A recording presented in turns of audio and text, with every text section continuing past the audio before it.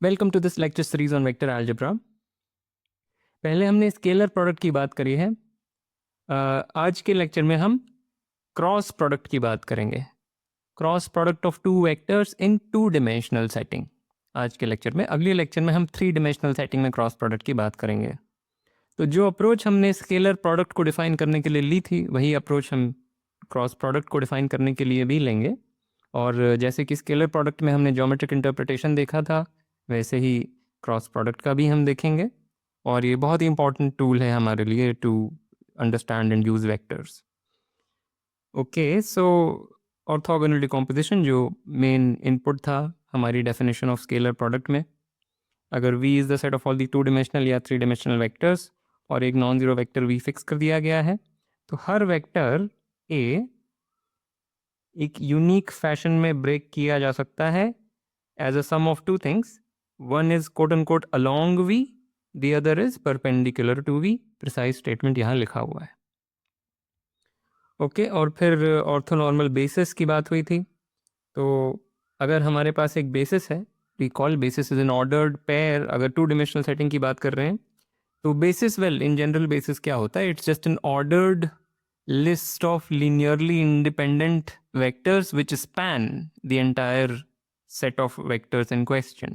Two-dimensional setting में basis, a basis of the set of all the two-dimensional vectors is a pair. Is, well, by definition it's not a pair. By definition it's just an ordered list of some bunch of vectors which is first of all linearly independent and secondly they span everything. It turns out, हमने prove किया था कि कोई भी basis हो उसमें exactly दो ही elements होंगे अगर टू डिमेंशनल सेटिंग की बात करी जा रही है तो। Okay, this is just some basic recollection. ये तो अब तक हमें पता ही होना चाहिए, एकदम टिप्स पे होना चाहिए। So we have the set of all the two dimensional vectors, fix a basis of it. We say it is an orthonormal basis अगर इन दोनों ही वेक्टर्स का मैग्नीट्यूड 1 है, जो दोनों वेक्टर्स इस बेसिस में फीचर हो रहे हैं, और वो ऑर्थोगोनल हैं। राइट, ये टू डिमेंशनल सेटिंग में ऑर्थोनॉर्मल बेसिस की डेफिनेशन थी। थ्री डिमेंशनल सेटिंग की बात हम अगले लेक्चर में करेंगे, तो वो मैं रिकॉल नहीं कर रहा हूँ। Some problems for practice and now let us get started. तो क्रॉस प्रोडक्ट की डेफिनेशन पर आने से पहले थोड़ा सा इंस्पिरेशन डेफिनेशन के लिए फिजिक्स के माध्यम से, ऑप्शनल स्लाइड है बट एनीवे। तो हमारे पास एक रिजिड बॉडी है। रिजिड बॉडी की परिभाषा में मैं नहीं जा रहा हूँ। Imagine just a flat metallic sheet kept on the plane. सब कुछ प्लेन में चल रहा है, टू डिमेंशनल सेटिंग में चल रहा है। तो एक प्लेनर बॉडी है और वो एक पॉइंट के अबाउट हिंज्ड है, तो ये पॉइंट मूव नहीं करेगा। सो ये जो बॉडी है ये केवल रोटेट कर सकती है अबाउट दिस हिंज। अब मान लें इस पॉइंट पर एक फोर्स लगा दिया गया। फोर्स वेक्टर हमें नोन है और ये point of application of force हमें नोन है। तो नेचुरल क्वेश्चन है कि क्या डायनेमिक्स होगी इस रिजिड बॉडी की अंडर दिस फोर्स, यानी फॉर एग्जांपल क्या एंगुलर एक्सेलरेशन होगा इस रिजिड बॉडी का। ये रोटेट करना शुरू करेगी, किस एंगुलर एक्सेलरेशन से ये रोटेट हो रही होगी at the instant, let's say इस इंस्टेंट पे जब ये फोर्स लगाया गया, क्या एंगुलर एक्सेलरेशन होगा। तो टर्न्स आउट जो रेलेवेंट क्वांटिटी है इसको स्टडी करने के लिए, उसका नाम है टॉर्क। और उसकी क्या डेफिनेशन है? टॉर्क है magnitude of this force times the distance of the line of application of the force from the hinge. ठीक है, ये रेलेवेंट क्वांटिटी है। नाउ ये तो क्लियर होना चाहिए इंट्यूटिवली ही सही कि ये जो डिस्टेंस है of the hinge from the line of application और जो मैग्नीट्यूड ऑफ फोर्स है, ये दोनों रोल तो प्ले करेंगे इस रिजिड बॉडी की डायनेमिक्स में। फॉर एग्जांपल, अगर ये जो line of application of force है, दिस लाइन, अगर ये हिंज से ही पास हो जा रही होती, यानी फोर्स मान लें यहाँ पे लगाया गया होता है ऐसे, तो जो line of application of force है वो हिंज से ही पास कर जाती। क्लियरली, एटलीस्ट इंट्यूटिवली, हम जानते हैं कि उस फोर्स का इस रिजिड बॉडी पर कोई फर्क नहीं पड़ता। वो अगर रुकी हुई है तो रुकी ही रह जाती। ऑल्सो मान लें line of application of force तय हो गई है और फोर्स का मैग्नीट्यूड बढ़ा दिया गया, क्लियरली डायनेमिक्स पर फर्क पड़ेगा। अगर पहले जो भी एंगुलर एक्सेलरेशन था उससे ज़्यादा अब हो जाएगा अगर फोर्स बढ़ाया गया है। फोर्स ज़ीरो कर दिया तो कोई फ़र्क नहीं पड़ेगा, जो बॉडी अगर रेस्ट पे थी तो रेस्ट पे ही रहेगी। So clearly this distance and the magnitude of the force play a role. Interestingly इनके प्रोडक्ट से काम बन जाता है, कोई और कॉम्प्लिकेटेड एक्सप्रेशन नहीं चाहिए होता फोर्स और डिस्टेंस के साथ, सिर्फ प्रोडक्ट। वन कुड इमेजिन कि magnitude of force times the square of the distance was the relevant quantity, या फोर्स प्लस डिस्टेंस में भी, हु नोज। पर नहीं, product is the correct thing, और उसी को टॉर्क बोलते हैं, राइट। और जो क्रॉस प्रोडक्ट है वो इस पूरी चीज़ को एब्स्ट्रैक्ट आउट कर देगा। हम कोई रिजिड बॉडीज की बात नहीं करेंगे, हम बस दो वेक्टर्स की बात करेंगे, उनके क्रॉस प्रोडक्ट की बात करेंगे। इंस्पिरेशन यहाँ से है। ऑल राइट, तो क्रॉस प्रोडक्ट पर आने से पहले हमें ओरिएंटेशन की बात करनी है। ये कॉन्सेप्ट, ये नाम शायद एक बार पहले मैंने लिया हुआ है कि पॉजिटिवली ओरिएंटेड, जब हम बात कर रहे थे आई थिंक ऑर्थोनॉर्मल बेसिस की, जब आई कैप जे कैप ये नोटेशन इंट्रोड्यूस करी थी, तब मैंने शायद एक बार बोला था कि they actually mean a positively oriented orthonormal basis. पर उस वक्त मैंने कहा था कि पॉजिटिवली ओरिएंटेड का मतलब हम बाद में बताएंगे। तो अब हम वो मतलब बताने जा रहे हैं टू डायमेंशनल सेटिंग में। अगले लेक्चर में हम थ्री डायमेंशनल सेटिंग में बात करेंगे। तो V is the set of all the two dimensional vectors, और हमारे पास एक बेसिस दी हुई है ऑफ V। तो अब हम डिफाइन करना चाहते हैं कब हम इस बेसिस को पॉजिटिवली ओरिएंटेड बोलेंगे और कब इस बेसिस को नेगेटिवली ओरिएंटेड बोलेंगे। कोई भी बेसिस हो, या तो वो पॉजिटिवली ओरिएंटेड होगी या नेगेटिवली ओरिएंटेड होगी, बस अब उन शब्दों को हम डिफाइन करने जा रहे हैं। So as usual we will use our dictionary. So let f is our, fix a point O in the plane, so let E be the Euclidean plane.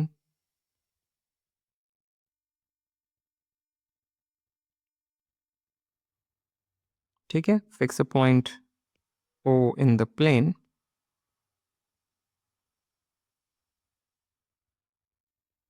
and let F be our usual map.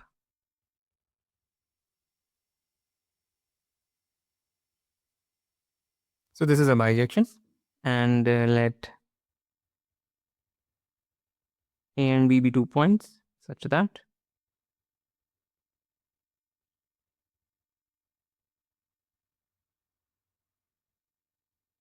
f of capital A is the first vector यानी little a, and f of capital B is little b.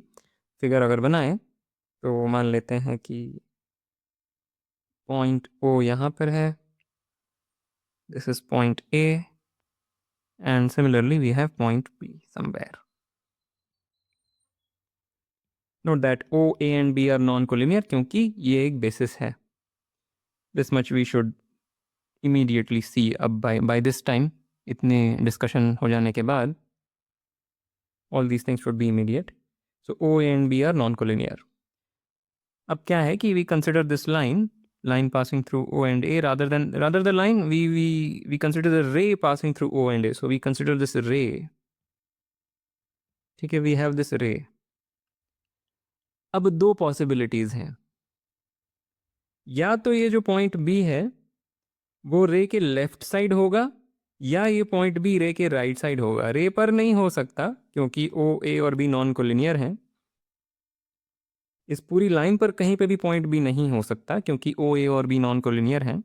तो या तो इस रे, या rather ऐसे बोलने की इस डायरेक्टेड लाइन, तो ये लाइन विद दिस डायरेक्शन, और डायरेक्शन शब्द का यहाँ पे मैं इंट्यूटिव प्रयोग कर रहा हूँ, तो this line with this direction या तो पॉइंट बी इसके लेफ्ट साइड पर है या फिर राइट साइड पर है। और ये लेफ्ट और राइट क्या होता है, again intuitively imagine walking starting from O and walking towards A. इस डायरेक्शन में अगर आप वॉक कर रहे हैं तो आपको ये चीज़ लेफ्ट साइड मालूम पड़ेगी और ये चीज़ राइट साइड, करेक्ट। तो अगर जो पॉइंट बी है वो लेफ्ट साइड पर है तो हम बोलेंगे कि हमारा जो गिवन बेसिस थी वो पॉजिटिवली ओरिएंटेड थी, और अगर ये बी राइट साइड में है तो हम बोलेंगे जो गिवन बेसिस थी वो नेगेटिवली ओरिएंटेड थी। So if B is on the left side of the ray OA, ray OA से मतलब O से शुरू हो रही है और A की तरफ जा रही है, तो ray is a directed thing. of the ray OA, then we say the given basis is positively oriented, और अगर लेफ्ट साइड नहीं है यानी राइट साइड है तो we say it is negatively oriented.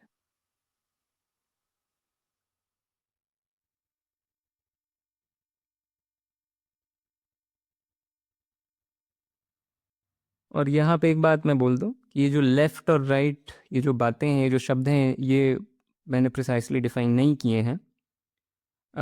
All of this discussion can be made precise, पर अगर उसमें जाऊँगा तो शायद कन्फ्यूजन ज़्यादा क्रिएट हो जाएगा, इसलिए we will just take the intuitive approach towards orientation. Orientation को प्रिसाइसली सारी बातें करी जा सकती है ओरिएंटेशन के बारे में, पर ये लेफ़्ट और राइट जो है ये प्रिसाइस नहीं है, ये बस हमारे क्या बोला जाए एक्सपीरियंस से हमने समझ लिया।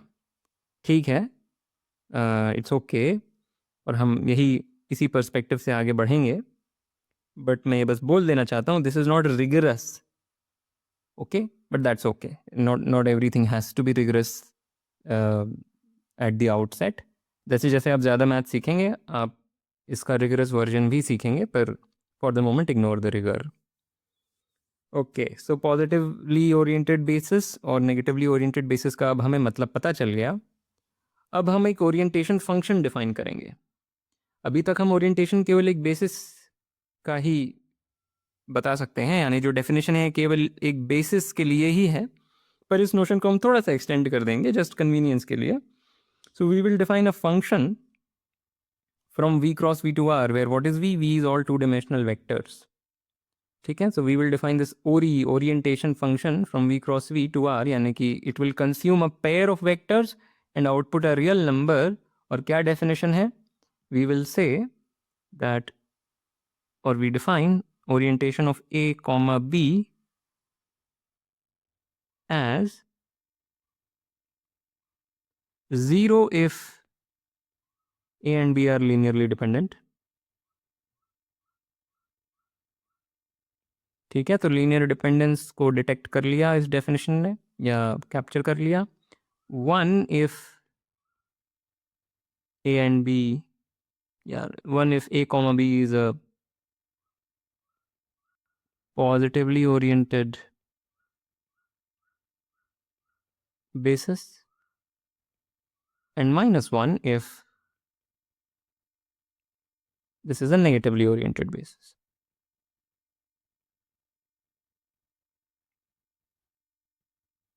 तो कुछ नहीं है, यहाँ पे जो बात हुई उससे ज़्यादा कंटेंट यहाँ नहीं है, but this will be convenient, ये बस एक कन्वीनियंस के लिए है, right. So let's just maybe recall और रिवाइंड। अगर हमारे पास दो वेक्टर्स दिए हैं ए और B, again everything is in the two dimensional setting, अगर हमारे पास दो वेक्टर्स दिए हैं ए और बी, तो ये जो पेयर ऑफ वेक्टर्स है या तो ये लीनियरली इंडिपेंडेंट है या ये लीनियरली डिपेंडेंट है, दो ही संभावनाएं हैं। अगर लीनियरली डिपेंडेंट है तो ज़ीरो, अगर लीनियरली इंडिपेंडेंट है तो एक बेसिस बन जाएगी। अगर हमारे पास दो लीनियरली इंडिपेंडेंट वेक्टर्स हैं ए और बी, तो वो जो पेयर ऑफ वेक्टर्स है, ऑर्डर्ड पेयर ऑफ वेक्टर्स है, वो एक बेसिस है। अगर वो ordered pair of vectors positively oriented basis है तो हम 1 लिख देंगे, नेगेटिवली ओरिएंटेड है तो हम -1 लिख देंगे, बस। ठीक है, ग्रेट। एंड नाउ नोट कि orientation of A comma B is minus of the orientation of B comma A. तो अगर ए और बी लीनियरली डिपेंडेंट थे तब तो क्लियर है ये इक्वेशन, क्योंकि तब दोनों ही ज़ीरो हो जाते, ये साइड भी ज़ीरो होता है, ये साइड भी ज़ीरो होता, तो this equation is clearly true then. तो मान लें ए और बी लीनियरली डिपेंडेंट नहीं है, यानी कि वो एक बेसिस बना रहे हैं, तो हम बस ये कह रहे हैं अगर ये जो पेयर है ये पॉजिटिवली ओरिएंटेड है तो जो उसका रिवर्स्ड पेयर है वो नेगेटिवली ओरिएंटेड है, और वो पिक्चर से दिख रहा होगा। अगर पॉइंट बी इस रे के लेफ्ट साइड है तो पॉइंट ए इस रे के राइट साइड है, बस उसी बात को यहाँ लिखा हुआ है। Think about it. Similarly orientation of a comma minus b is minus times orientation of a comma b. Again, think about it in terms of this picture. Minus b is, अगर मतलब जो वेक्टर माइनस बी है उसके corresponding जो point मिलेगा plane में वो यहाँ कहीं होगा, B prime let's say that point. तो अगर बी लेफ्ट साइड है तो माइनस बी राइट साइड है, and that is exactly what this is capturing और trying to capture. So just make sure you understand these two equations.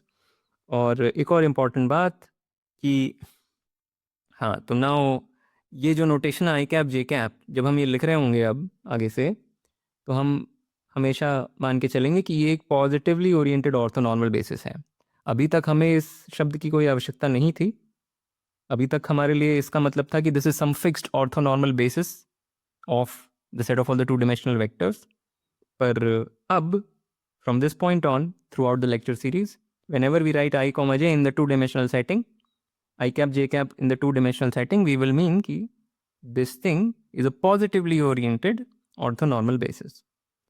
JEE books में या resources में इसको थोड़ा सा डिफरेंटली ट्रीट करते हैं। वो कार्टेशियन प्लेन की बात करते हैं कि ये रहा R2, इसको बोल दिया आई कैप, इसको बोल दिया जे कैप। मैं थोड़ा एब्स्ट्रैक्ट पर्सपेक्टिव ले रहा हूँ। A fixed orthonormal basis which is positively oriented will be just denoted by I cap j cap. Euclidean plane में कोई एक्स एक्सिस या वाई एक्सिस नहीं होती, राइट? और जिस तरीके से हमने वेक्टर्स डिफाइन किए हैं, they are equivalence classes of displacements in the Euclidean plane. तो मेरे पास कोई कार्टेशियन प्लेन जैसी चीज़ ही नहीं है इन सम सेंस। कार्टेशियन प्लेन आप कह लो कि जब आप ये बता देते हो तो बन जाता है। Once you told me I cap and J cap and a point O in the Euclidean plane, I can now create these two perpendicular lines and that thing can be called the Cartesian plane. तो मेरा जो सब कुछ है उल्टा चल रहा है, बट अब यही है। तो अब क्रॉस प्रोडक्ट इन 2D हम डिफाइन करेंगे। So suppose V is the set of all the two dimensional vectors, E is the Euclidean plane, और हमारे पास दो वेक्टर्स दिए हैं A और B in the set V, और हमें डिफाइन करना है cross product of A and B। वो हम करने जा रहे हैं और नोटेशन उसकी ये है, दिस इज द नोटेशन। और एक बात आगे बढ़ने से पहले, this will be a real number. आपने शायद क्रॉस प्रोडक्ट पहले पढ़ा हो कहीं पर। वो cross product of two vectors को एक वेक्टर की तरह से डिफाइन करते हैं। वो ठीक है, गलत नहीं है, पर वो थ्री डिमेंशनल सेटिंग में जब हम आएंगे तब करेंगे। जब हम टू डिमेंशनल सेटिंग्स में चल रहे हैं, टू डिमेंशनल सेटिंग में चल रहे हैं, तो cross product of two vectors एक स्केलर होगा, वेक्टर नहीं होगा। ठीक है, उसको हम रिकंसाइल कर लेंगे अगले लेक्चर में जब हम cross product in three dimensions की बात करेंगे। तो ये जो स्केलर वाली डेफिनेशन है उसको हम वेक्टर वाली डेफिनेशन से रिकंसाइल कर लेंगे। पर फिलहाल के लिए keep an open mind, cross product of to dimensional vectors is a scalar जो हम डिफाइन करने जा रहे हैं। सो यूजुअली आई मीन जैसे हम करते हैं, we fix a point O and then we obtain capital A and capital B, points capital A and capital B, such that the position vector of A with respect to O is little a and so on and so on. तो वो figure यहाँ बना हुआ है, right? So we find a point A such that this is little a and this is little b.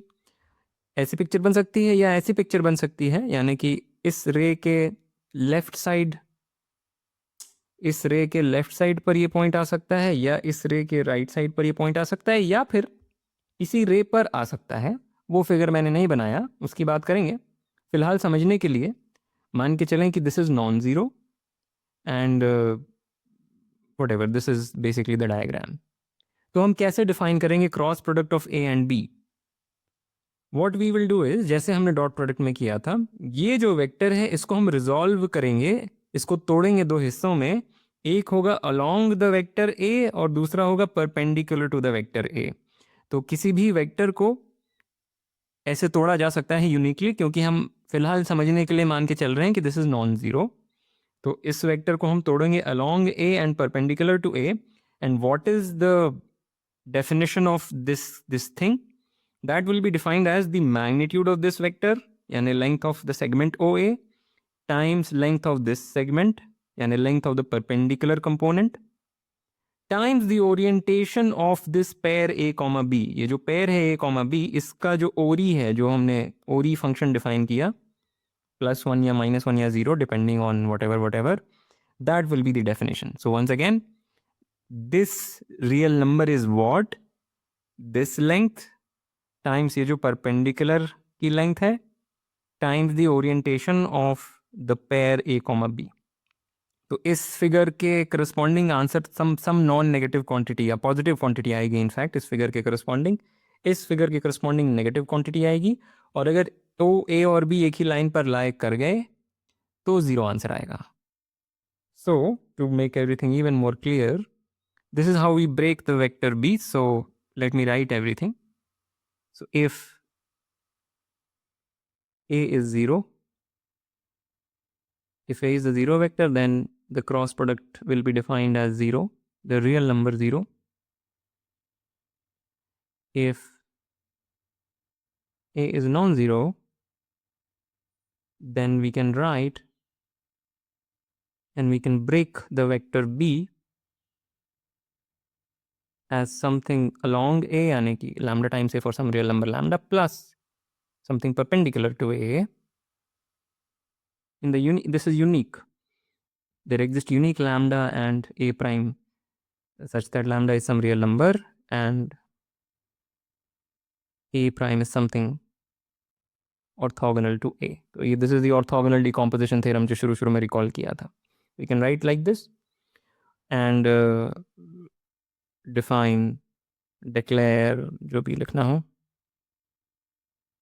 a cross b as magnitude of a times magnitude of a prime times the orientation of the pair a comma b. This is our definition. Okay. So ये जो pink वाला figure है, this is your lambda a, this is a prime, और ये white वाला vector is of course a vector. Blue figure में this is lambda a, ये जो along है, and this is a prime. Okay. Clearly अगर a और b linearly dependent है तो ये 0 होगा, उस वजह से ये भी 0 होगा. So we immediately see that this is 0 if a and b are linearly dependent by definition. अगर linearly independent है तो ना ये 0 है, ना ये 0 है और ना ये 0 है, तो नॉन ज़ीरो आंसर आएगा. So we see that this cross product immediately captures linear dependence or independence depending on whether this is non-zero or 0. So maybe what do I want to say? ठीक है. So now let's observe these things. So before we go anywhere, a cross a क्या है? A cross a is 0. a cross a is 0 simply because ये जो a prime है ये 0 आ जाएगा उस केस में. It's immediately clear कि a prime 0 आएगा. अगर a ही 0 है तब तो बात ही खत्म हो गई, तब तो यहीं से पता है कि a cross b is 0. अगर a 0 नहीं है then we can talk about, we come into this regime और वहाँ पे a prime 0 आ जाएगा और उस वजह से ये 0 है. पर more generally अगर a और b linearly dependent है then a cross b is 0 and the converse is also true. अगर a क्रॉस b 0 है तो हम कह रहे हैं कि a और b लीनियरली डिपेंडेंट हैं, क्योंकि suppose a cross b is 0. अगर a 0 हो गया तब तो लीनियरली डिपेंडेंट हो ही गए a और b. अगर a 0 नहीं है तो a क्रॉस b इस डेफिनेशन से अगर हम देखें a क्रॉस b इज 0 और a नॉन जीरो मान के चल रहे हैं तो by definition a cross b is equal to this right side वाली क्वांटिटी. तो ये या तो ये 0 है या ये 0 है या ये 0 है. a को नॉन जीरो मान लिया एक बार तो ये तो 0 है नहीं, तो इसका मतलब या तो ये 0 है या ये 0 है. अब अगर ये 0 है तब तो a cross b linearly dependent है ही, ये तो इसी की डेफिनेशन में था. या फिर ये 0 है, पर अगर ये 0 है तो फिर b is lambda times a for some lambda, therefore a and b are linearly dependent. So anyway just figure it out. समझा दिया मैंने, but best is to just think about it and convince yourself कि a cross b is 0 if and only if a and b are linearly dependent. पर ये तो ठीक है, ये डेफिनेशन इज कम्प्लीटली फाइन, पर फिर भी हमें एक ज्योमेट्रिक इंटरप्रिटेशन की तरफ जाना है. जैसे कि हमने डॉट प्रोडक्ट में देखा था, dot product of two vectors हमने इसी तरीके से डिफाइन किया था, इसी अप्रोच से. पर फिर हमने देखा था it's actually mod A mod B cos theta, where theta is the angle between this O A and O B. वैसे ही हम इसको भी इंटरप्रेट कर सकते हैं. So let's say theta is the angle between O A and O B. यहाँ पे फिगर में बना देता हूँ. तो हम कहना क्या चाहते हैं, then I want to say that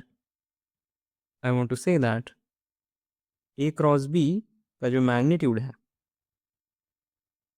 वो है mod A mod B and I will write mod sin theta.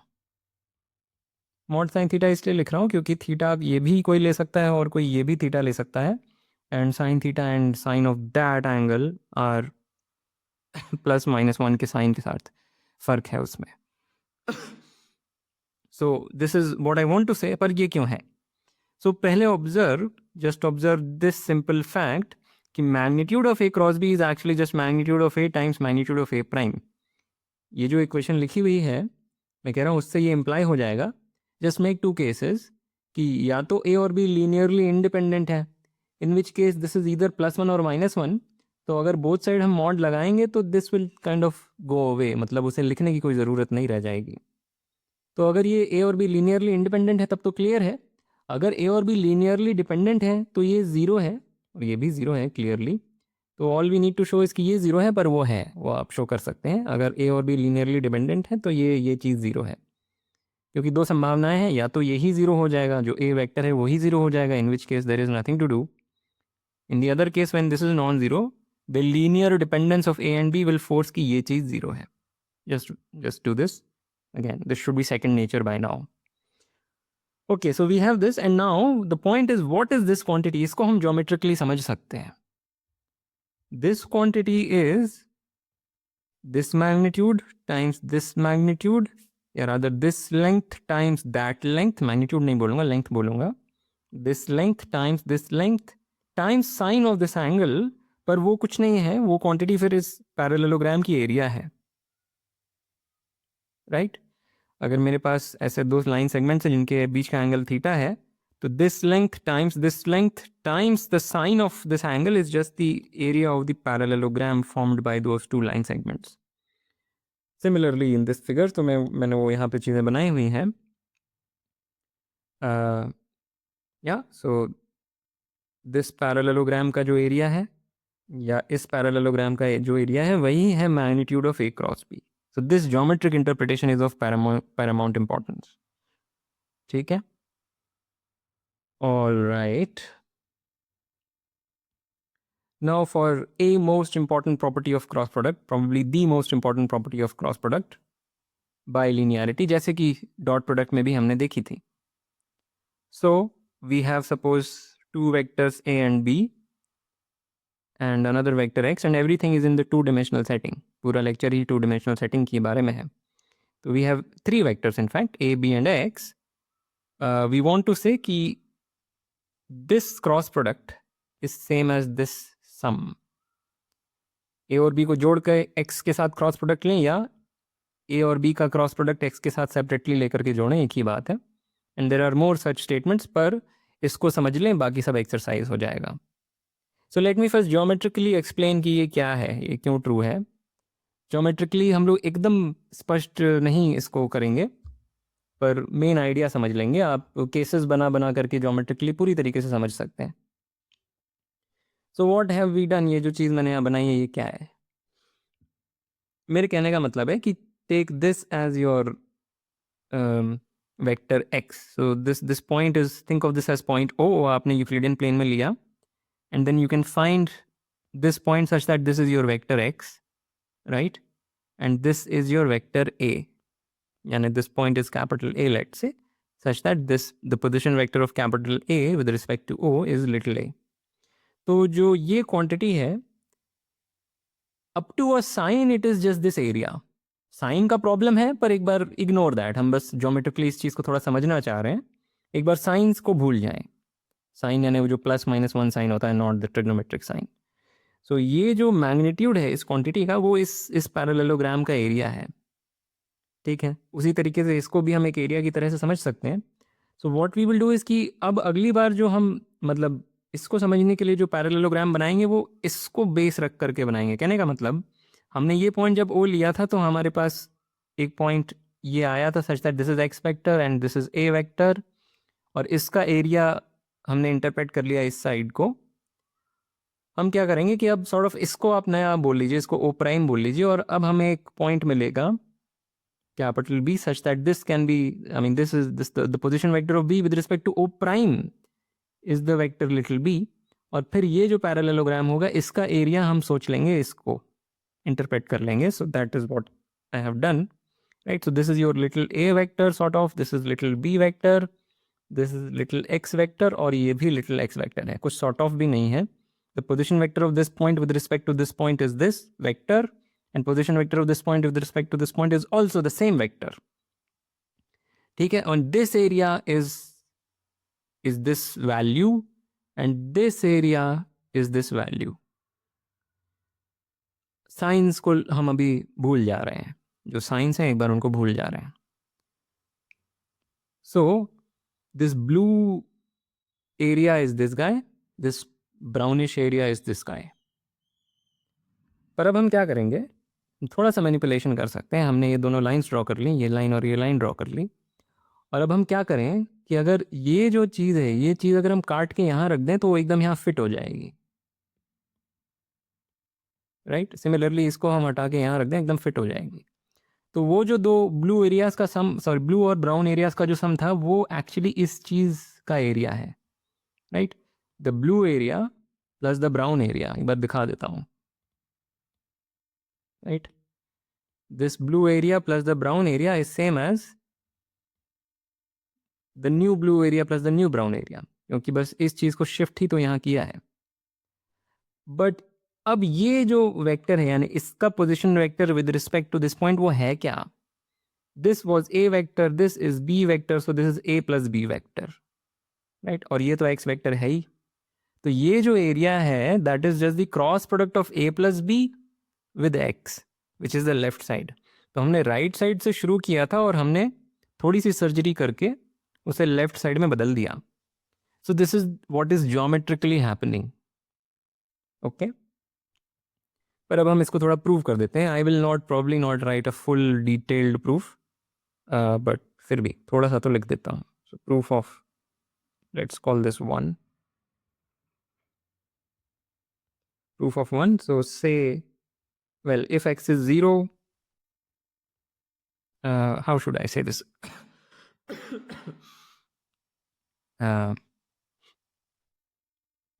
ठीक है. So maybe I will not give a proof of 1, I will give a proof of the next thing.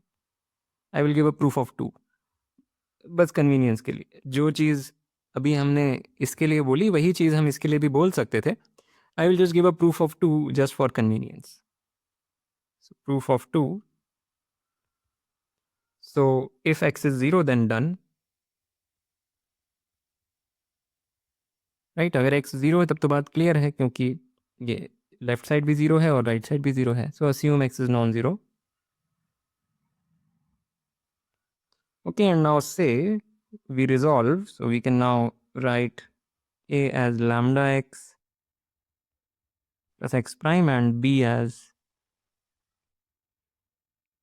mu x plus x double prime, where of course lambda और mu real numbers हैं and x prime और x double prime orthogonal हैं x के. So such a unique decomposition exists. Such a decomposition exists and is unique is what I want to say. Or this is the orthogonal decomposition theorem. And now, what is a plus b? A plus b is just lambda plus mu. A plus b is this. And now note that this is also orthogonal to x. क्योंकि sum of two things orthogonal to x is also orthogonal to x. By linearity of the dot product से भी इसे देख सकते हैं. So from these equations and the definition of cross product,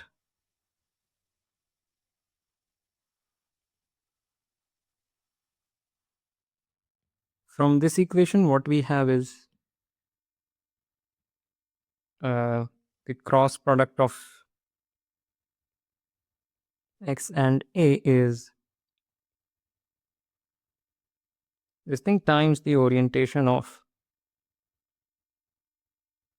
right, this is the definition. X cross a की definition ही ये है. After you orthogonal decompose etc, this is the definition unless I'm making some stupid mistake, right? This times, yeah, correct, this is correct. Similarly for the other two.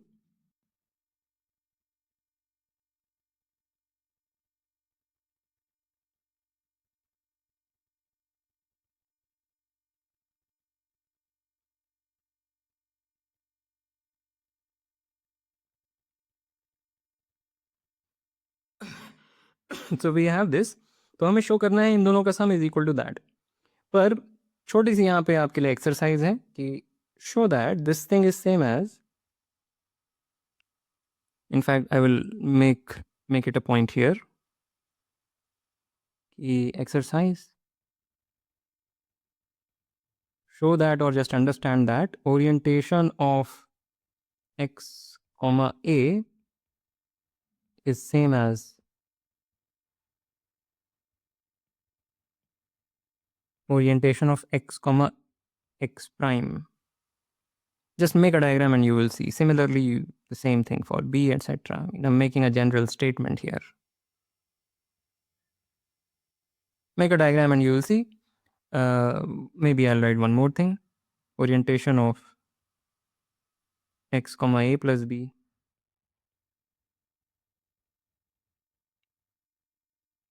ये वाला verify कर लेंगे, बाकी same ही चीज़ लिखी है, कुछ अलग नहीं लिखा हुआ है। So therefore this is equal to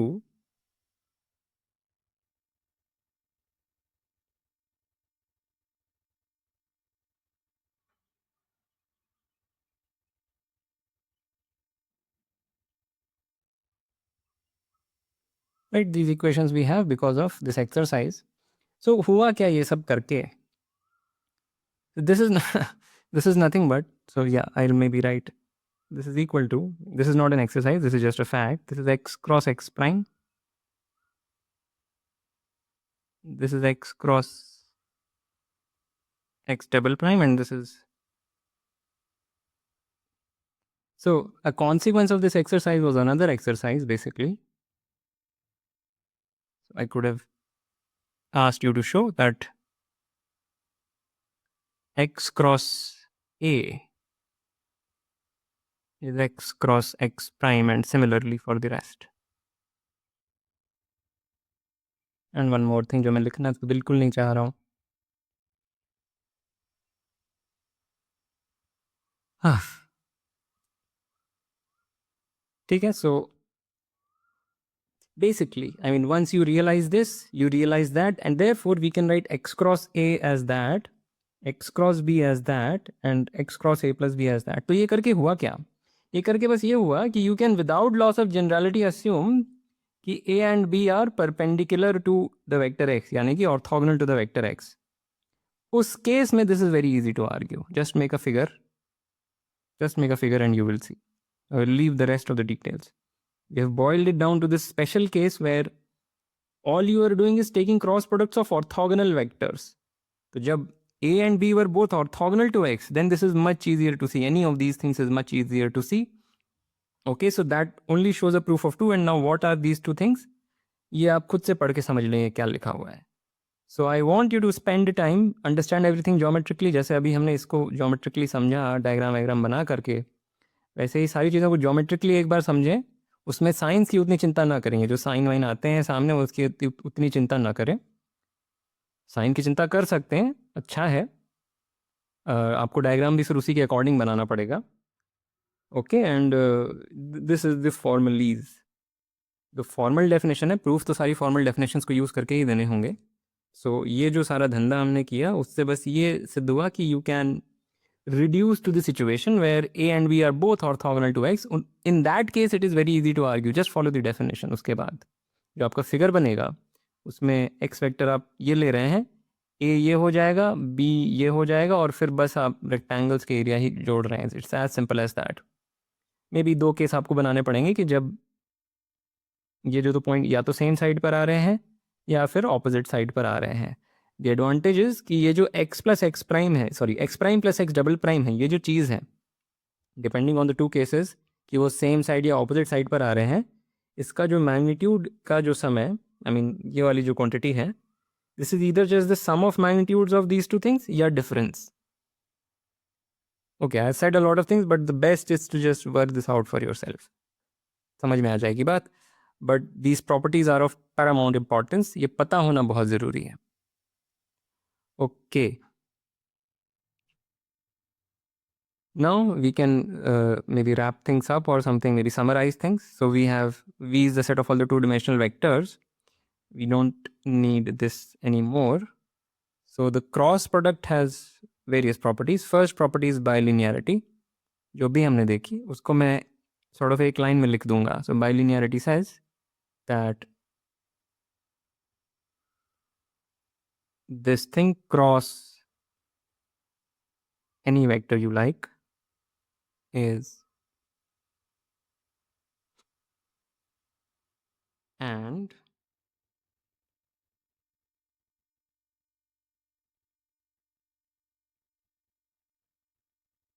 तो ये जो पिछली स्लाइड में देखा बस उसी चीज़ को मैंने थोड़ा छोटे में लिख दिया है. एग्जैक्टली वही चीज़ लिखी है, कुछ नया नहीं लिखा है. So we know that now. So alternating property it's very simple. What does it say कि x cross x is 0 for all x. तो ये जो स्टेटमेंट मैंने दिया था this is was for all lambda mu real numbers and a b and x vectors in the set v. This is for all vectors x in the set v. और ये हम देख चुके हैं क्योंकि x और x लीनियरली डिपेंडेंट है तो ये 0 है. या फिर इनफैक्ट उसके भी पहले हमने ये चीज़ देखी थी. I mean when we were defining cross product. So this we know. Skew symmetry. Skew symmetry says that A cross B is minus B cross A for all A and B. तो जो parallelogram interpretation था वहाँ से अगर आप picture बनाएंगे आपको तुरंत दिख जाएगा कि दोनों साइड का मैग्नीट्यूड सेम है. और क्योंकि हम इनका ऑर्डर चेंज कर रहे हैं तो ओरिएंटेशन फ्लिप हो गया. So that is very I mean clear, pictorially geometrically clear. पर let me prove it using alternating property. Give a sort of an algebraic proof. So it's like this, very simple proof. Just note that this is 0.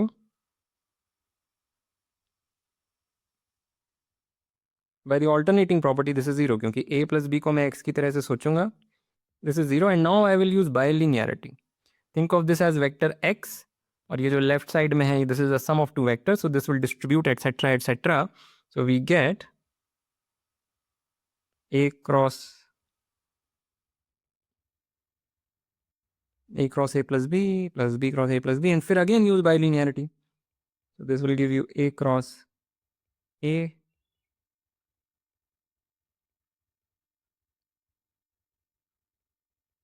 this thing is 0 and now you're done. क्योंकि ये भी 0 है by alternating property, ये भी 0 है by alternating property, तो therefore इन दोनों का sum 0 है and that gives this. I will leave it here. Bilinearity plus alternating gives you skew symmetry, even though skew symmetry was geometrically obvious. Make sure it is geometrically obvious to you. Normality says कि अगर आपके पास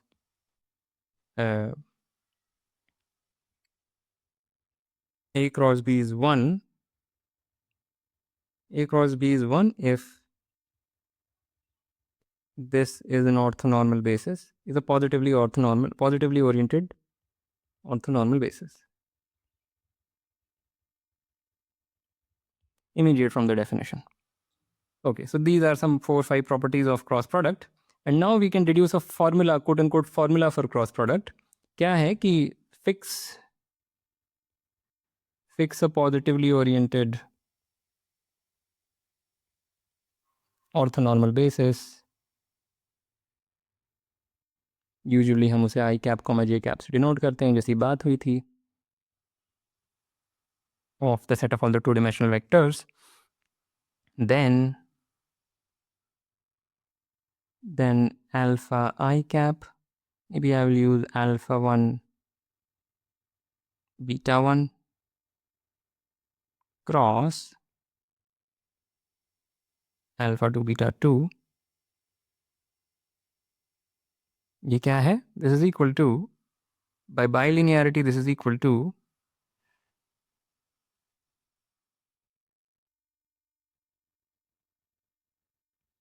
that, which is again bilinearity.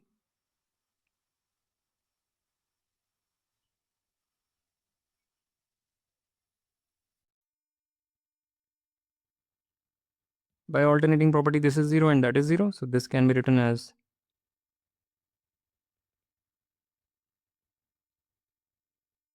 in fact I'll write a minus sign and write I cross j here. तो मैंने skew symmetry use कर ली. तो ये तो alternating वजह से गायब हो गए और स्क्यू सिमेट्री की वजह से this can be written as I cross J with a minus sign. So this is same as, now what is I cross J? I cross J is 1, positively oriented orthonormal basis के लिए 1 मिलता है. So this boils down to alpha 1 beta 2 minus beta 1 alpha 2. So this is our formula for the cross product. One may remember this or derive this whenever needed. You can just derive this. कुछ नहीं है इसमें. Okay. So yeah, I mean it's important कि orthonormal basis के लिए हो रहा है. अगर यहाँ पे कोई और आर्बिट्ररी बेसिस के करस्पॉन्डिंग अगर हम लिख रहे होते तो ये फॉर्मूला नहीं आएगा, कुछ और आ जाएगा. ओके. तो एक छोटा सा कमेंट यहाँ पर कि अगर ABCD एक पैरेललोग्राम है तो ये तो हम देख ही चुके हैं कि उसका एरिया हम ऐसे लिख सकते हैं. यही सारी बात अभी हो रही थी पिछले स्लाइड्स में. AB क्रॉस AD ये जो वेक्टर का मैग्नीट्यूड है वो इस पैरेललोग्राम का एरिया है. ये तो हमें पता ही है, पर interestingly the same thing is half the magnitude of the cross product of the two diagonals. तो AC और DB अगर इनका क्रॉस प्रोडक्ट लिया जाए और हाफ कर दिया जाए तो एरिया ऑफ द पैरेललोग्राम मिल जाता है. So that's an interesting thing, पर बहुत ही आसान बात है. इसको जल्दी से देख लेते हैं दो तरीक़ों से. एक तो ज्योमेट्रिकली तुरंत दिख जाएगा और फिर हम अलजेब्राइकली प्रूव कर लेंगे. तो मैंने दोनों डायगोनल्स बना दी. Let's say the point of intersection is somewhere, इसको O ही बोल देता हूँ लेट्स से. तो AC क्रॉस DB जो है, let me right it like this. AC cross DB को मैं लिखूंगा twice of OC cross twice of OB. Why? Because AC is twice of OC and DB is twice of OB, which is 4 times OC cross OB. पर OC cross OB क्या है?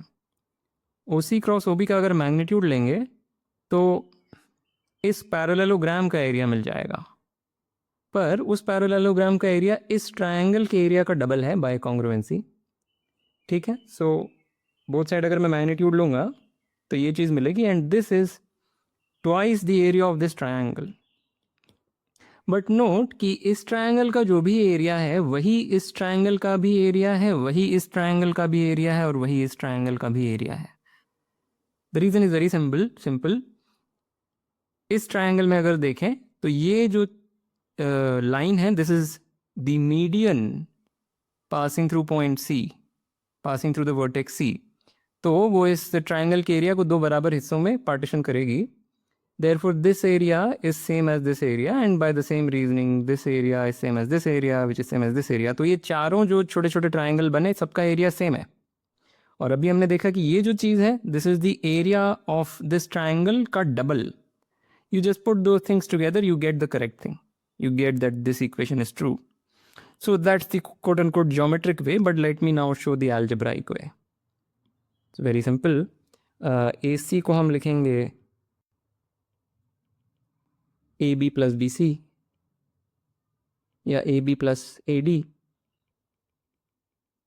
और DB को लिखेंगे, DB को क्या लिखेंगे? AB minus AD. तो ये क्रॉस प्रोडक्ट निकाल लेते हैं, AC क्रॉस DB.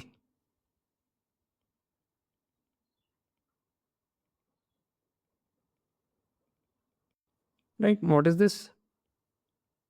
बाइलिनियरिटी. 4 टर्म निकल करके आएंगे और मैं थोड़े बहुत स्टेप्स स्किप कर दे रहा हूँ. By this time we have habit.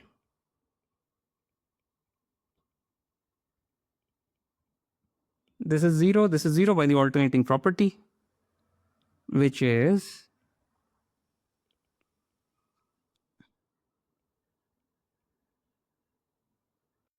तो मैंने क्या किया, ये टर्म तो ऐसा का ऐसा आ गया, पर ये जो टर्म है यहाँ मैंने इन दोनों की पोजीशन फ्लिप कर दी तो एक माइनस साइन आ गया. ये जो प्लस साइन है वो माइनस में बदल जाएगा. So we have this is equal to twice और minus 2 times AB cross AD, and now just take absolute value on both sides. Get the desired thing. By absolute value, I mean magnitude. Okay, very simple. Area of a triangle, so this is interesting actually. हमारे पास एक triangle है plane में, 3 vertices A B C हैं उसके, और ओ कोई भी पॉइंट है प्लेन में, फ़र्क नहीं पड़ता. फिर हमने कहा कि the position vector of A with respect to O is this and so on and so on. So we will write the area of this triangle in terms of these 3 position vectors. लिखा तो जा ही सकता है क्योंकि triangle is determined by these position vectors once the point O is known. So maybe the interesting part here is कि it does not depend on the choice of O, or rather it does depend on the choice of O. What I'm trying to say is जो final expression आएगा उसमें केवल ये चीज़ें दिखेंगी. So it does depend on the choice of O, the expression, but whatever, I don't know how to say what I want to say. So we will basically write a formula for the area of the triangle in terms of these 3 entities. So point is very simple. I mean, you should do this yourself. Try to find your own formula and compare with what I'm going to write. So we will find out the formula. मुझे भी याद नहीं है. We will discover it. So the area of the triangle is half of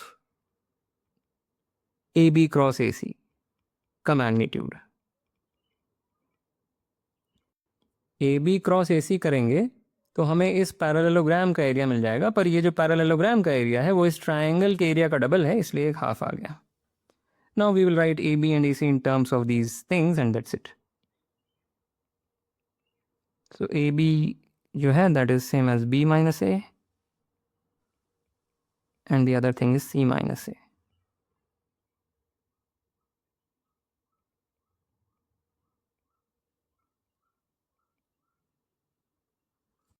So we have this which is equal to, this term is 0, so this is equal to B cross C, और ये जो minus B cross A है इसको हम plus A cross B लिखेंगे by flipping the positions of A and B. And the other thing will be C cross A. Right, but perhaps इसको सबसे अच्छा तरीका और लिखने का साइक्लिक ऑर्डर में A cross B, B cross C, C cross A. सो बड़ा ही सुंदर सा एक फॉर्मूला आ जाता है. तो अगर हमें पोजीशन वेक्टर्स तीनों वर्टिसेस के पता है with respect to any point, तो उन पोजीशन वेक्टर्स के टर्म्स में जो एरिया ऑफ द ट्राइंगल है बड़ा ही अच्छा सा फॉर्मूला, साइक्लिक सा, इजी टू रिमेंबर आ जाता है.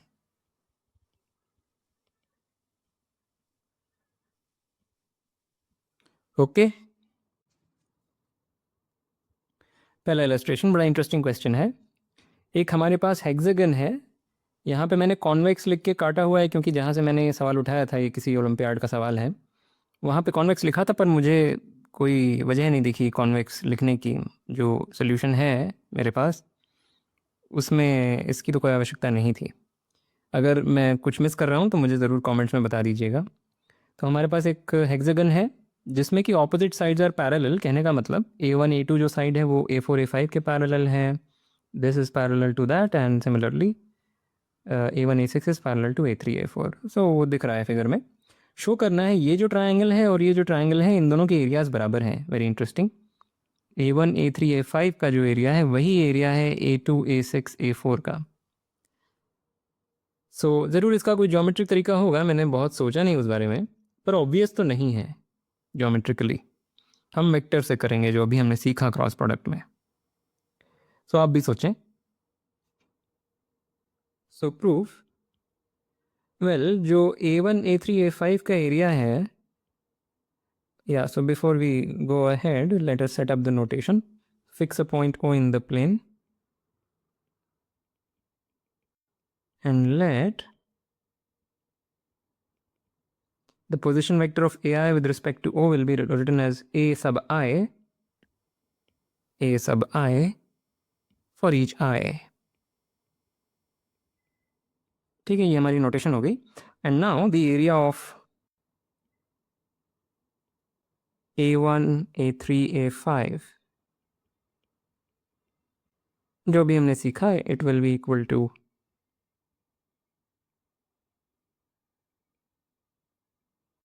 This expression. right? And the area of the other triangle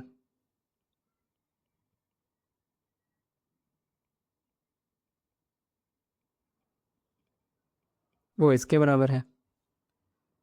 और अब हम शो ये करना चाहते हैं कि ये चीज़ इसके बराबर है यूजिंग दिस इंफॉर्मेशन कि ऑपोजिट साइड्स आर पैरेलल। तो इसको यूज़ करके हमें करना है। तो उसको हम कैसे यूज़ करें? बेसिकली इन दोनों के पैरेलल होने का मतलब क्या है? वेक्टर्स की भाषा में एग्जैक्टली ये मतलब है कि this vector the position vector of a1 with respect to a2 is linearly dependent with the position vector of a5 with respect to a4 and similarly for the other pairs of opposite signs। तो vectors की भाषा में हम exactly इसको अलजेब्राइकली capture कर सकते हैं जो पैरेललनेस है। So since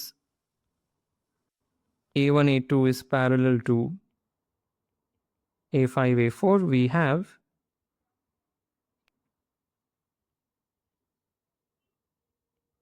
this cross product is 0 and this exactly captures the information कि a1 a2 is parallel to a5 a4। कुछ लॉस नहीं हो रहा है। this implication is fine कि this implies this cross product is 0 पर उल्टा भी true है। that is the main power of vectors I would say in this problem anyway। Alright, so this implies bilinearity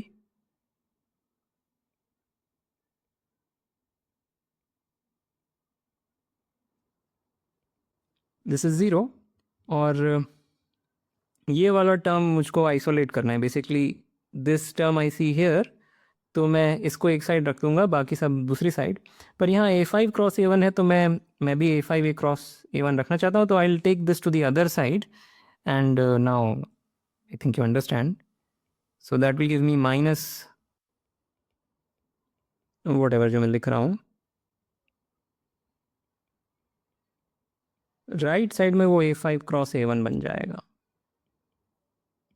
जब मैं उसको दूसरी साइड ले गया तो माइनस साइन के साथ ले जाना पड़ता पर मैंने उसको एडजस्ट कर दिया फ्लिप करके। सो दिस इज़ वन इक्वेशन। पर यहाँ पे भी जो माइनस साइन से हम उनको एडजस्ट कर लेते हैं इजी हो जाएगा। एटलीस्ट दिखने में तो इजी लगेगा। या ऐसे ही छोड़ देते हैं। If needed will do that later. तो this is one equation. This is one equation. Similarly this time a2 a3 is parallel to a6 a5।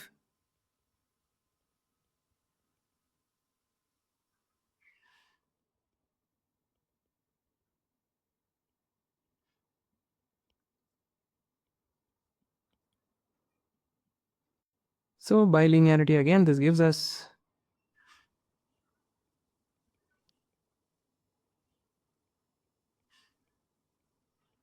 this is 0 and that implies हमें बचाना क्या है? हमें a3 क्रॉस a5 बचाना है। a3 cross a5 यहाँ दिख रहा है बाकी सब उस तरफ ले जाते हैं। सो वी गेट या बाकी सब एक तरफ छोड़ देते हैं। a3 क्रॉस a5 को दूसरी तरफ ले जाना चाहता हूँ।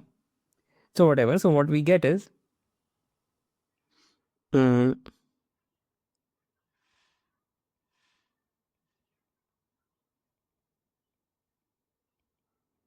just verify this equation। Okay similarly एक और इक्वेशन आएगी। वी हैव क्या बचा? a3 a4 is parallel to a1 a6। I think यही बचा रह गया है।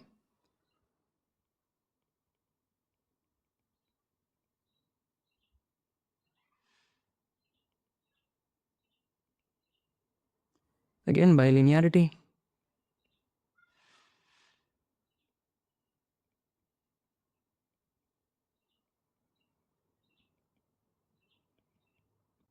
और हमको बचाना क्या है? हमको I think a1 cross a3 बचाना है।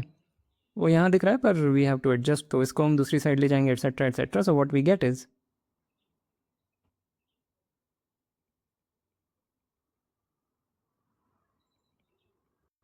We get this right. तो अब अगर हम ये सब जोड़ेंगे तो ये वाला जो टर्म है वो तो दिखेगा without the absolute value and all that frill. तो देखना है कि क्या मिलेगा अगर इन सब चीज़ों को जोड़ा जाए तो क्या मिलेगा। ये सब चीज़ें हमें बचा लेनी है बाकी सब होपफुली कैंसिल हो जाएगा। Let's see. So a2 cross a4 तो दिख रहा है। फिर उसके बाद a4 क्रॉस a6 भी दिख रहा है और A6 × A2 दिख रहा है पर एकदम वैसा नहीं जैसा हमें चाहिए, तो यहाँ माइनस साइन था, हम फ्लिप करेंगे तो उसे प्लस बना सकते हैं। Let's do that. तो मैं उसे प्लस बना देता हूँ। तो ये तीनों टर्म तो हमें बचाने हैं। Let me highlight them. मतलब ये अपने आप बचेंगे, हम अब कुछ कर नहीं सकते, जो हमें करना था हम कर चुके हैं। लेट्स सी बाकी सब कैंसिल हो रहा है कि नहीं हो रहा। -A1 × A5 तो कहीं किसी से जा ही नहीं रहा है, क्या हो गया? एक्चुअली गलत सलत लिखा हुआ है ना। This is not -A1 × A5, this is, ये इक्वेशन ही गलत लिखी हुई है। So when I take it to the other side I get this thing. यहाँ पे क्या बचेगा कि A1 × A5 नहीं है, ये मैंने गलत कंप्यूट किया हुआ है। This is A1 × A5 -A1 × A4 है ये एक्चुअली, और सब ठीक है। So this is -A1 × A4, अभी ठीक है। Sorry about that. So let's see. So -A1 × A4, क्या ये कहीं से कट रहा है? इससे चला जाएगा। So let me adjust this. So यहाँ पे मैं एडजस्ट कर दूंगा sign. This will be +A1 × A4. Okay, so this thing goes with that thing, very nice.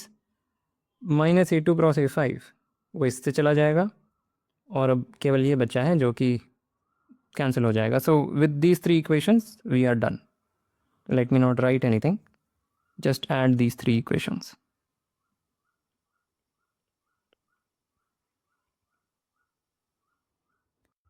Okay, so very simple proof of a fairly difficult problem.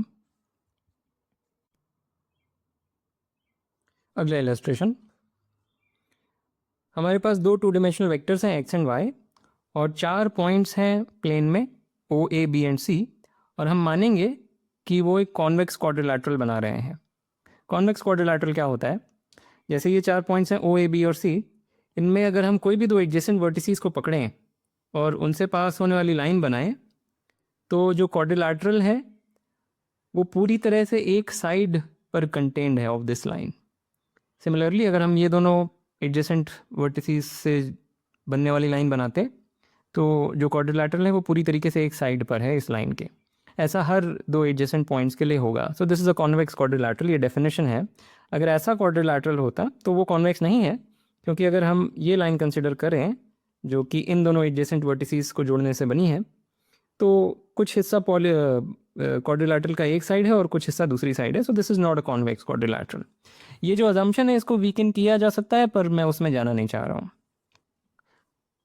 और हमको ये दिया है, this is some technical information, just read it. और फिर उसके बाद S is the parallelogram with adjacent sides OA and OC। तो OA और OC एडजेसेंट साइड्स वाला जो पैरेललोग्राम है उसका नाम S है। Let us make that parallelogram. ये पैरेललोग्राम हमने बना लिया। This parallelogram is S। और पूछा गया ये जो रेशियो है इस कॉन्वेक्स क्वाड्रिलैटरल का एरिया डिवाइडेड बाय इस पैरेललोग्राम का एरिया, वो क्या है? और वो इस डेटा से हम बता पाएंगे, और 4 ऑप्शन दिए हुए हैं। सोचें इस पर, बहुत ही आसान सवाल है। राइट, सो आइडिया इस पैरेललोग्राम का एरिया तो हम तुरंत x और y के टर्म्स में लिख सकते हैं, क्योंकि हमें ये दोनों वेक्टर्स मालूम है, दिया ही हुआ है। मतलब मालूम तो क्या ही है, x और y के टर्म्स में मालूम है। और इसका एरिया अगर हम x और y के टर्म्स में लिख दें तो then we should be able to find this ratio in principle. Let's see. So clearly the area of S is just this magnitude, which is magnitude of x cross y. और जो area of OABC है, that we will write as area of OAC plus area ABC. This is just some way to write the area। मतलब triangle, 2 triangles में तोड़ लिया तो फिर हम लिख सकते हैं। और भी तरीके हैं करने के, आप ऐसे तोड़ सकते थे, आपकी मर्जी है। और यहाँ पे हम वो कॉन्वेक्सिटी यूज़ कर रहे हैं क्वाड्रिलैटरल की, नहीं तो हम ये लिख नहीं पाते। अगर कॉन्वेक्स नहीं होता तो हम ये नहीं लिख सकते। Think about it. Okay, so what is area of OAC, ये हमने अभी सीखा। सो this is let me put this on another line. So this is जो area of OAC है, that is nothing but, I mean, by using whatever we derived, this you can think about it, this is nothing but half of x cross y. In fact, इसको ऐसे भी सोच सकते हैं, area of OAC is just half of the area of this parallelogram, so that's also fine. What is this guy? Again, it's the position vector of A cross position vector of B plus position vector of B cross position vector of C plus position vector of C cross position vector of A का magnitude divided by 2. So this becomes position vector of A with respect to O. O is your chosen point. So this is x cross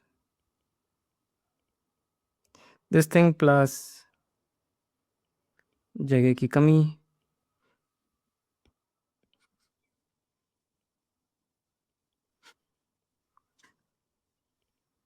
this is immediately by what we learned. ठीक है, but what is this? और ये जो चीज़ लिखी है, this is 12x cross well. So this x cross x will be 0 and here y cross y will be 0. So I'll cut the long story short. This is 4x cross y, right, which is equal to 15. So this is 15 by 2. Okay.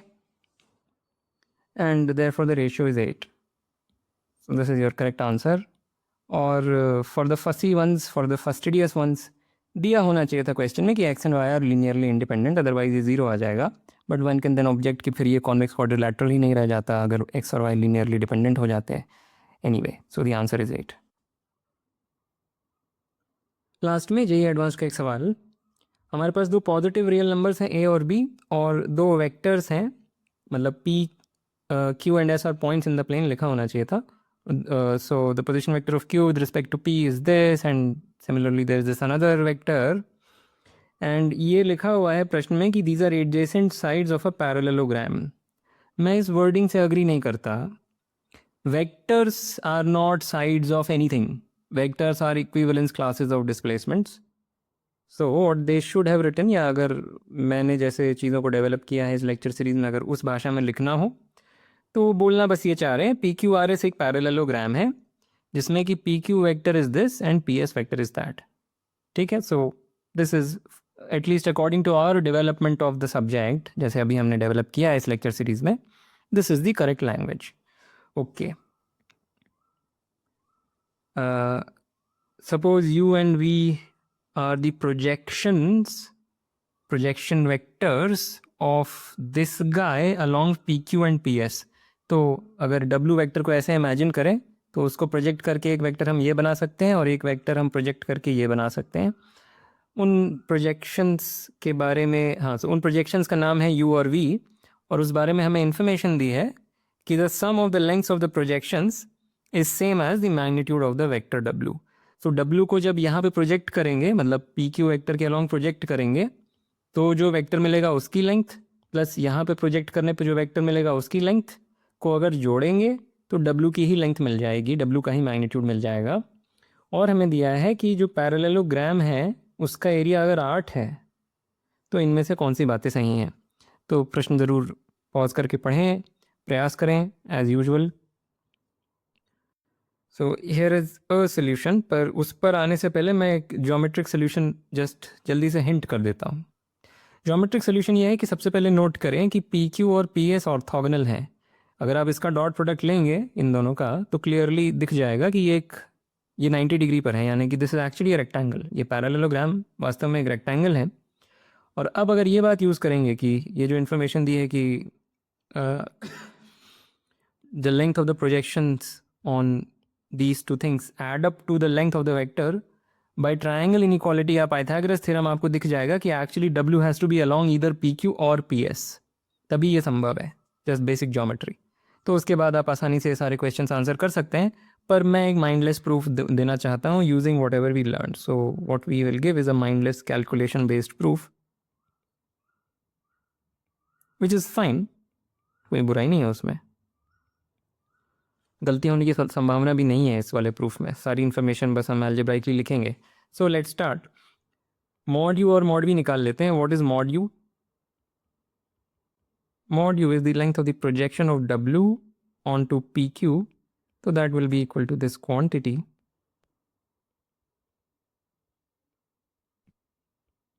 So W dot PQ क्या है? Sorry क्या लिख रहा हूँ, a plus B का absolute value divided by A square plus B square का square root. पर क्योंकि a और b पॉजिटिव दिए हुए हैं, हम वो एब्सोल्यूट वैल्यू हटा सकते हैं.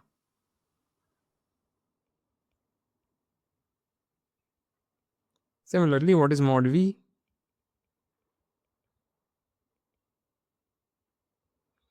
Mod v will be a minus B यहाँ पे आएगा, जिसका एब्सोल्यूट वैल्यू लिखना पड़ेगा. एंड डिनोमिनेटर तो वही है.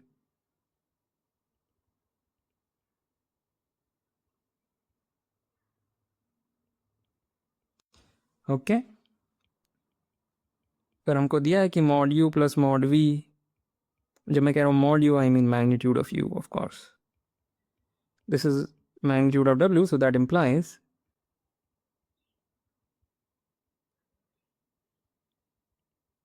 this is what is magnitude of W? It is root 2. So that gives us. So before I continue, just note that this is twice of the maximum of A and B. So I'll write it like that. So this is twice of max of A comma B. That is equal to this quantity, which implies, okay, so we have that. So say, I mean, we can make two cases. Case one, maybe आपको maximum सब अच्छा नहीं लगा, so let me erase all this. कोई बुराई नहीं थी उसमें, but let me make two cases here. Case one, A is at least B. मतलब दो ही केसेस हैं, या तो A B से, या तो A is at least B या A less than B. दो ही केसेस हैं, तो हम दो अलग अलग केस बना लेंगे.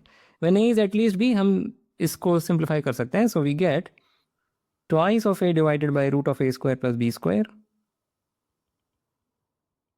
This is root 2.